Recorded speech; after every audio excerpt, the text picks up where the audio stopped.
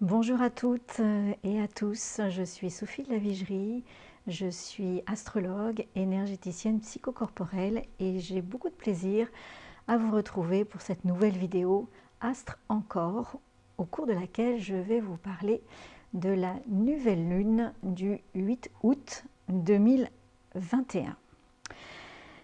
Alors, juste je vous rappelle, Astre encore a pour but de vivre dans la matière, c'est-à-dire dans son corps, dans ses ressentis, les énergies archétypales des signes et des planètes astrologiques. Voilà, donc chaque vidéo est reliée à des gestuelles méditatives sur des lettres hébraïques issues de la Tehima, créée par Tina Bozzi, et sachant que les lettres hébraïques sont en analogie avec les signes et les planètes astrologiques, que les lettres hébraïques sont la base de notre alphabet latin, et ces lettres peuvent écrire, nous permettre de vivre et d'écrire des histoires.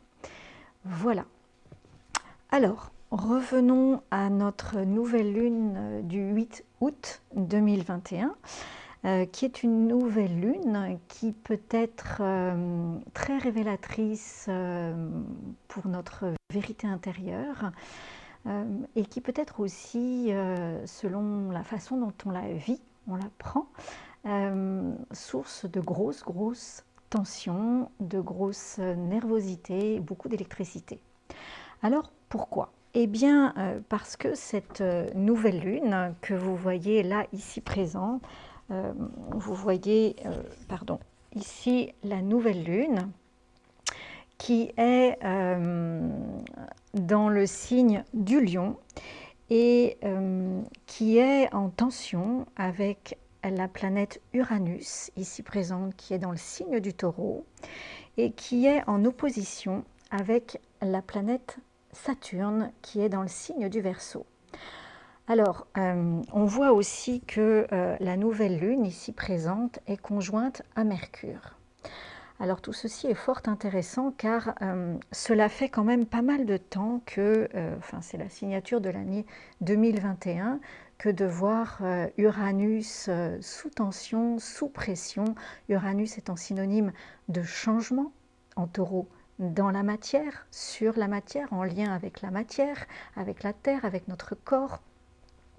De voir depuis 2021 cette tension qui n'est pas là pour rien d'ailleurs, et cette tension qui est exprimée par, vous voyez ces deux traits là qu'on appelle un T carré, et pour lever cette tension, eh bien, que voit-on ? Il suffit d'aller dans le signe d'en face, c'est-à-dire d'aller dans le signe du Scorpion. Et le signe du Scorpion nous parle de lâcher prise. Alors c'est bien facile de dire lâcher prise, on ne lâche pas prise comme ça en partant, en fuyant, en laissant tout tomber. Non, ce que nous propose cette nouvelle lune pour lâcher prise, elle nous propose d'aller nous relier ici à notre soleil et à notre lune dans le signe du lion, c'est-à-dire à notre essence énergétique, c'est-à-dire à notre vérité intérieure,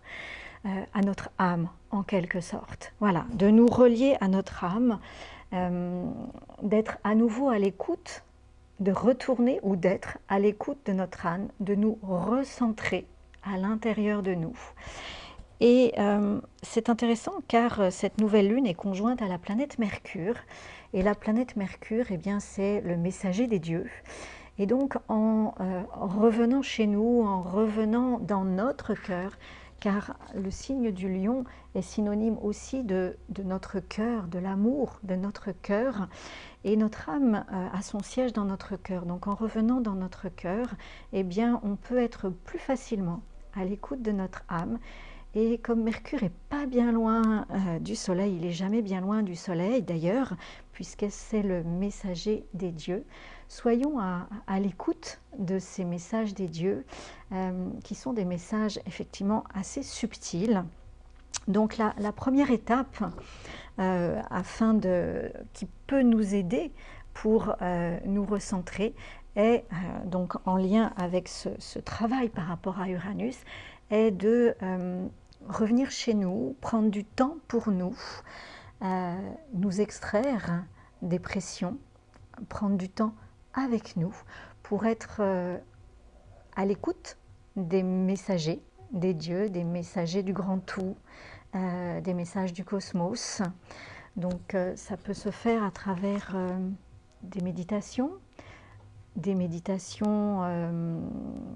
classiques, mais aussi des méditations en mouvement, comme je vous propose.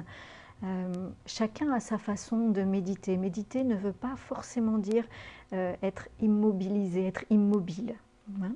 Donc ça, c'est important. Donc méditer, c'est vraiment commencer par être présent à soi-même, être présent à ses ressentis, à ses sensations intérieures, pour lâcher prise vis-à-vis de son mental et accueillir ce qui arrive. Voilà. Et c'est ça, les messages des dieux. C'est ça, Mercure. Donc ça, c'est la première étape. La première étape de cette nouvelle lune, c'est de se recentrer et d'être à l'écoute des messages des dieux, des messages du grand tout. Et ça va nous aider en étant à l'écoute de notre âme, de notre vérité intérieure. Eh bien, ça va nous permettre d'être plus aptes à écouter de la même façon le message de Saturne, enfin cette planète qui peut être à la fois synonyme de grand sage, mais aussi d'autorité intérieure comme d'autorité extérieure. Donc on peut être en conflit avec son autorité, en conflit, en résistance avec son autorité intérieure comme l'autorité extérieure.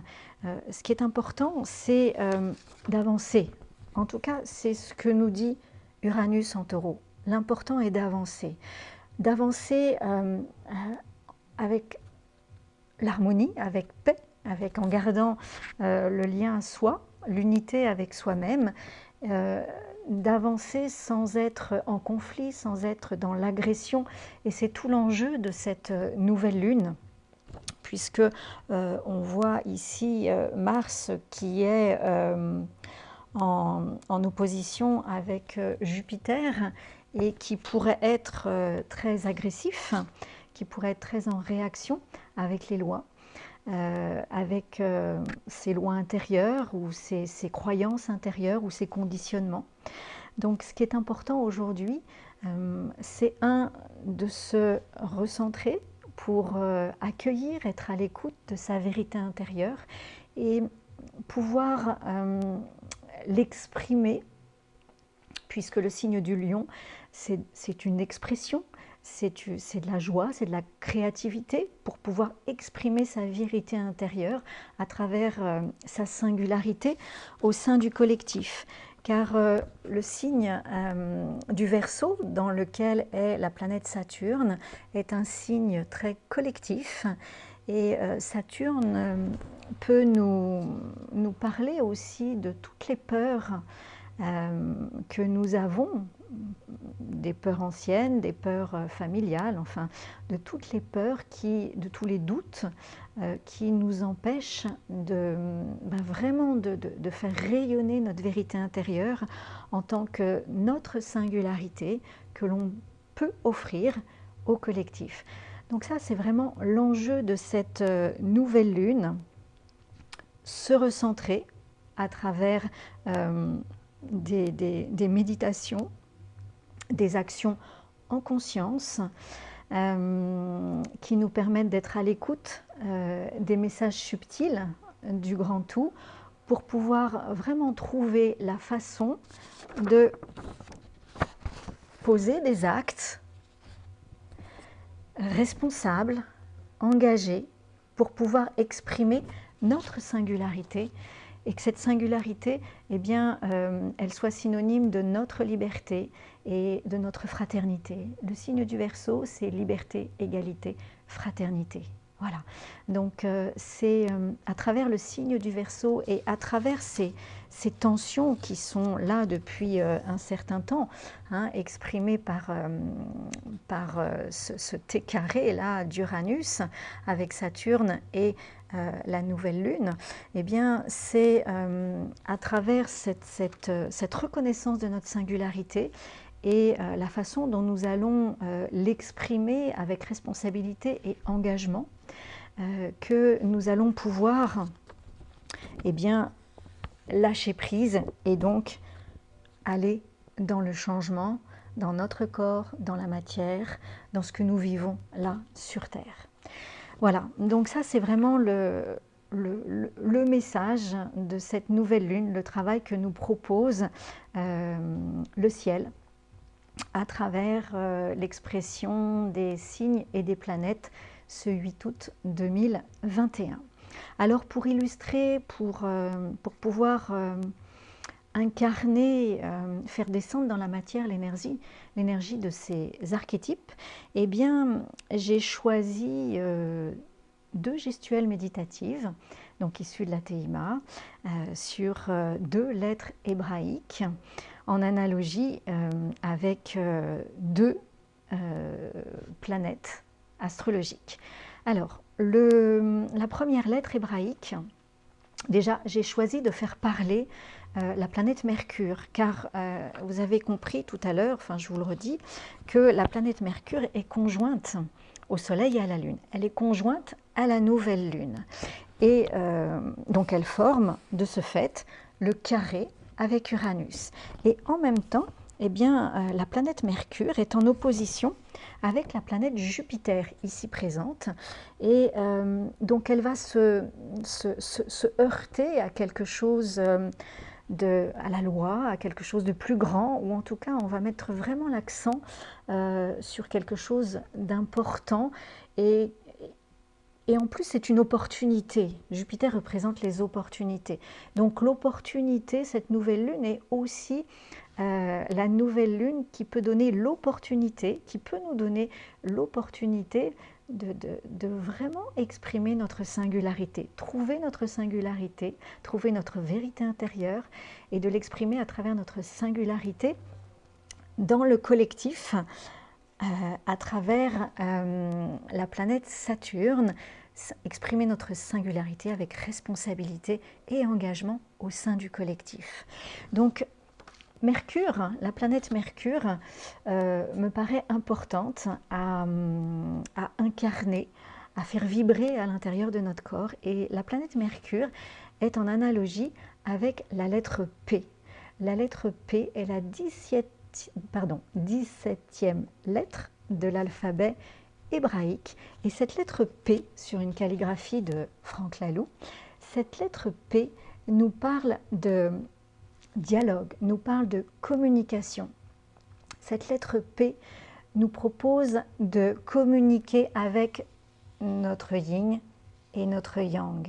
Voilà, hein, d'être équilibré, d'être juste dans notre yin et notre yang, dans notre féminin et dans notre masculin, d'être juste dans notre incarnation, de parler juste avec notre incarnation, avec qui nous sommes sur Terre, et en étant à l'écoute du messager des dieux, du message du subtil, du message du grand tout. Donc être à l'écoute, exprimer, donner la parole à notre intériorité, tout en étant à l'écoute des messages intérieurs et des messages du grand tout. Ça, c'est la lettre P. La deuxième lettre que j'ai choisi de travailler et de faire descendre, afin de faire descendre dans la matière les énergies archétypales de la planète Saturne. Saturne qui représente une autorité, peut-être, mais aussi en même temps le grand sage qui a de l'expérience issue de ces actes posés, qui ont été conscientisés. Hein. Donc voilà, ça c'est vraiment la définition de Saturne, qui est une planète karmique et qui nous dit, dis donc là, petite, fais pas n'importe quoi, réfléchis avant de t'engager, réfléchis avant de parler, est-ce que c'est juste? Et puis là, il faut que tu oses, il faut que tu y ailles, et comment tu fais pour y aller, pour oser y aller? Qu'est-ce qui te bloque? Voilà, ça c'est ce dont nous parle Saturne, hein, dans cette opposition à le trio Soleil, Lune, Mercure. Et la planète Saturne, eh bien, est en analogie avec la lettre Resh. La lettre Resh qui est la 19e lettre de l'alphabet hébraïque. Et cette lettre Resh, eh bien, nous parle de notre projet, du projet de notre âme, du projet de notre vie. Alors, il est évident que c'est la 19e lettre, donc c'est une lettre hautement spirituelle et qui demande de la patience, c'est-à-dire que nous nous incarnons avec, notre âme s'incarne avec un projet d'âme qui n'est pas dévoilé comme ça sur un claquement de doigts. Ce projet se dévoile pas à pas, avec engagement, responsabilité, conscientisation. Donc patience, patience. Et ce projet, cette lettre nous parle aussi pour pouvoir vraiment incarner dans la matière, mettre en action, faire rayonner, affirmer notre projet de vie, le projet de notre âme, eh bien il faut apprendre aussi à lâcher certaines croyances, certains conditionnements, certaines peurs, voilà, issues peut-être de ces croyances et de ces conditionnements. Donc voilà ce que nous propose la lettre Resh. Donc nous allons travailler, je vais vous proposer ces deux gestuels. Pour commencer, la gestuelle de la lettre P, 17e lettre de l'alphabet hébraïque, en analogie avec la planète Mercure. Et je continuerai avec la lettre Resh, 19e lettre de l'alphabet hébraïque, en analogie avec la planète Saturne. Eh bien écoutez, je vous souhaite une bonne pratique, en tout cas si vous le désirez, si c'est OK pour vous, et je vous retrouverai avec grand plaisir pour la pleine lune. À très vite.